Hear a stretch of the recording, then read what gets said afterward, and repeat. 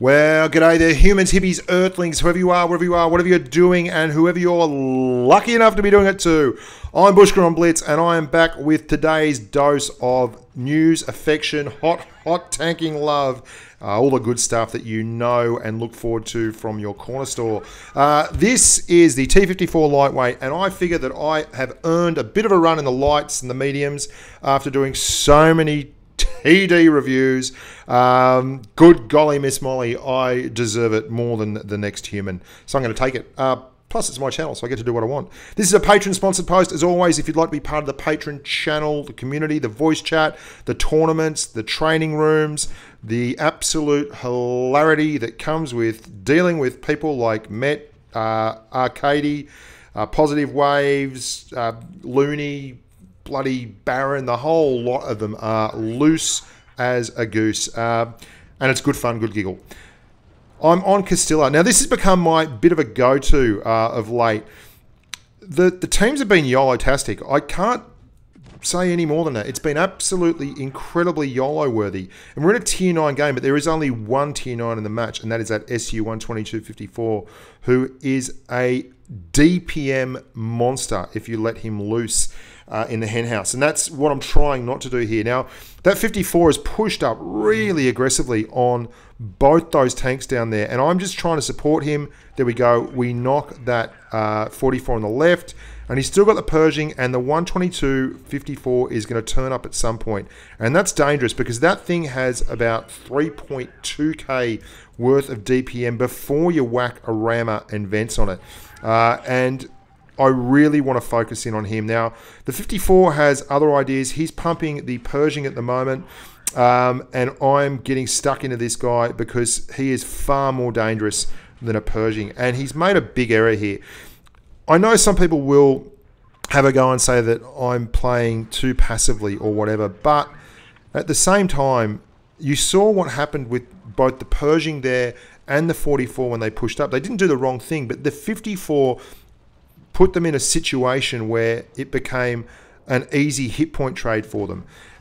And I've yet to lose a hit point, and I've done an awful lot of damage, and I've taken none back, and that's kind of the point. I mean, we hit point trade with that Lerva there, but we've put him on a one shot, which is very, very important, and we've really whittled down their strength. He's their big tier 8 heavy, and I want to get him sorted because that gun on the Lerva is actually quite special. There's an AT-15 coming up, so I'm going to just pull back here and keep the distance. Unless, with TDs too, that's something you have to remember, guys. If you're versing a TD, the best distance is either literally, and they don't have a turret, right next to them, or far, far away from them. Being in the middle doesn't help you at all. And if they're going to turn side on, that's the ticket. Now, they've got one left, the T34. This is just a typical clinic in how not to YOLO and how to take good damage and put it into the game and do well. I mean, realistically, people need to do more of this. And I know it's not exactly fancy and it's not exactly pretty and it's not the best you're going to see. But, you know, you see I'm tracking this guy for the RU251 who's just filling him full of damage and going around, trying to make sure I keep him tracked. The RU's doing the business. It's all simple stuff. And I've done a few videos lately. If you've been watching for a while, you'll know, just outlining the simple things like not giving away hit points for no reason, making it harder for them to hit. I mean, 3.5k in a tier 9 game. That 122-54 was an easy hit. Let's have a look at the Leo. Now, we've pushed up hard here, and I'm going to push all the way over into this hill. That way, anyone that comes up has to go quite a ways around to get a hold of me. I think it's Ouija I'm with in this one, actually. It could be Swiss Cheesel. I don't know. Could be Josh. It could be any of the boys. We all drive Russian Mets like we've got nothing else in the garage. We're on mines. We're on the old mines. valet the old mines. And I've actually got a few proposals I want to put to Wargaming when I interview Alexander, the producer for Asia, later on next week. I'm pretty excited about it too, and it's going to be good fun. Anyway, here we go. We're in the good spot on mines. Now, I've moved over to this side because I want to use gun depression. Now, if you've got a tank that has gun depression and you don't have a lot of armor like the Leo 1, it's always a good idea to go to a spot that accentuates that. If you're in a Conqueror, you want to go to a spot that needs good gun handling but doesn't expose you to too much incoming fire. You don't want to be front on. If you're in a 183, you really don't want to be pushing up into that lighthouse against other people and showing your broadside. These are just simple things that people tend to miss. And the Leo's got a fantastic gun, and I'm here sitting up there like king of the world, taking absolutely no risks and getting easy shots back in. There's Ouija. It was Ouija. It was the big Azza, in fact. He's gone around there. He's called for a bit of help. And I am in the affirmative. I'm going to go around there, and I'm actually going to put shots in here, which is a lot more helpful. And there's a TD at the back who should be able to take care of that red medium. Now, I hit point trade there. That's really bad. One of the reasons I hit point trading is because I really want to get into that Object 140, who is a long time mate. And Lolol Tanks is also pretty well known as well. You again, I've seen him a few times around the traps. The E5 at the back has done pretty well, so I called him a medium before. That was a mistake. G underscore first, good on you, mate. He says no ahoy. We actually ran into each other a few times in this section. You can see the Leo, he's doing exceptionally well. The E5's down. We're going to go push around now and end up behind G underscore first, and with shots on the Waffle tractor, who is on the left. He's all the way down in the back corner. So what we've done here is pushed right up, and we're going to use the gun depression again and this hill over here to get our shots in. The 183 is done and dusted, and I'm quite happy to do a bit of hit point trading now because, to be honest, it's all over bar the shouting, and all we're doing now is padding the stats. The Waffle's in the back left. He can't see me. That's fine. So it's, unless I get an ammo rack or get set on fire or something along those lines, I'm apples and oranges. And I tell him, good game. Because, you know, he did play pretty solid. And we're going to turn down here on the left now and just sort the Waffle out. And again, we're not going to take any unnecessary risks. Even though it's the end of the game, I can't tell you how often I've thought we had a guaranteed win only to see it get absolutely wrecked amidst the hubris of pushing up and getting that extra kill for sure and certain. And PPAP says someone they're very keen on their pen pineapple apple pen. God bless them. Last game of the day. Now, this is with the new patch. 4.5k there in the Leopard. Nothing spectacular, but again, just solid. I mean, if you want to get more damage in this game and you want to do better, you really need to be a bit selfish. You don't know, for the most part, the quality of your teammates, and the easiest way for you to lose matches is to try and save everyone. I can't tell you when it was. I think it was yesterday. Snake and I were running around. No, it would have been 2 days ago now. Snake and I were running around, and we were having a tough time at tier 8. And I said to him, you know, you keep trying to save these people, but look at them. Look at their win rates. Look at their average damage. They're just newer players. They don't know what they're doing. They're putting themselves in bad situations. And then you're trying to save them.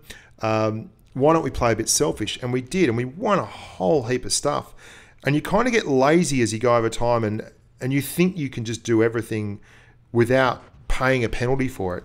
And it's just not the case. If you're in a tank that has a very, very flimsy armor profile, and you see someone put themselves in a bad situation like that SU-100Y, for instance, and you go and try and help them out, you're going to get punished for it. And you'll see during the course of this game a couple of instances from the red guys particularly where they put themselves in really bad situations, either tunneling tanks or trying to help other tanks out.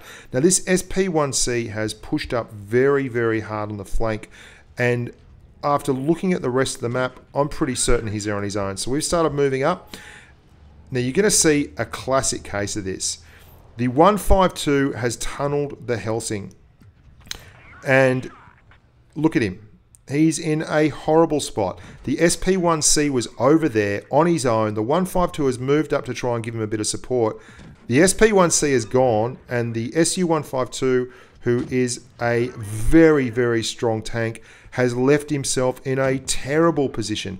And then the KV1S, it's like a snowball. The KV1S, who's moved over there to support the 152, is also in a horrible position. And the SP1C, as is the usual move of a light tank, is all the way on the other side of the map and is having none of it.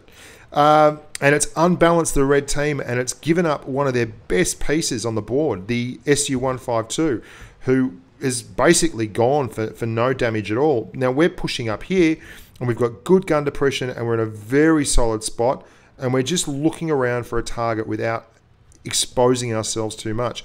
And what I'm really trying to do here is take easy shots, and because in my mind we should be winning by a lot more than this.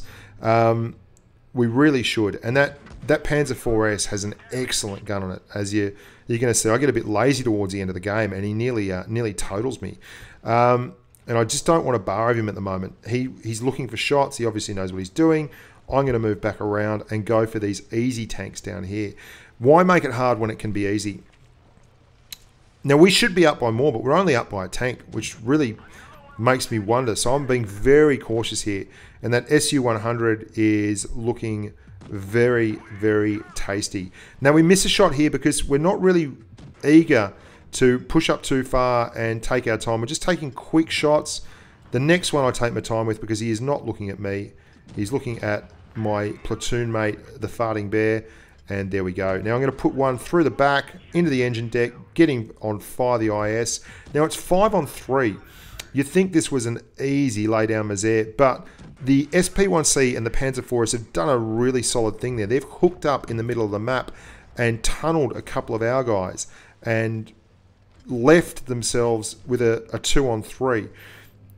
Now, the SP1C is a tier 7, and he's got a very, very nice double pop gun, the autoloader. And the Panzer IVS, for the fact that it's a premium, is an excellent, excellent tank. You'll see I've not really gone and tried to rescue any of the guys on our team who put themselves in bad positions.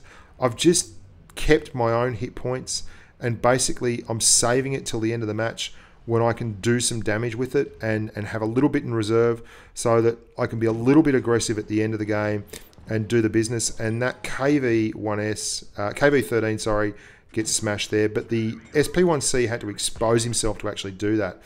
And I'm not moving now because I want to get an extra shot in. I missed that. I'm pushing down, getting out of the way of that 1S, and I'm going to go around there and nut that SP1C. And I've saved my hit points, so I'm more than willing to take a shot to do it. There's a shot from the Panzer IVS, and we've now got a 2 on 1.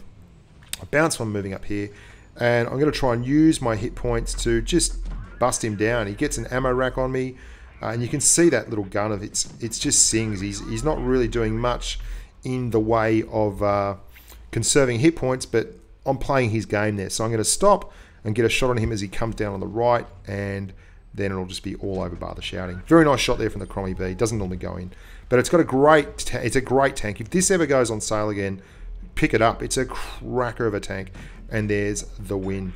Pretty well played by that Panzer IVS. In fact, very, very solid effort. We got the mastery there in the win. That was just a really. I thought that SU152, like when he pushed forward, you can see the high caliber award there. He really did the team a disservice. Now SP1C left him hanging big time. Which is probably the right move. I mean, he had to get out of there, but all in all, would have been a lot better for them if the SU152 had been a little less aggressive.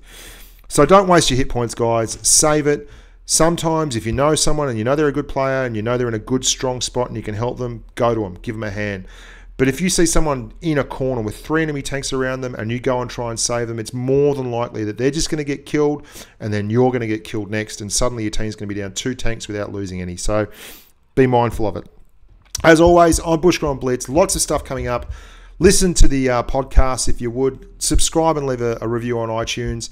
Do all that kind of thing, and just look after yourselves and keep coming back and saying good day and talking in the comments and trying to do your best to blow people up, and I'll do my level best, and together we'll have fun and make a better universe.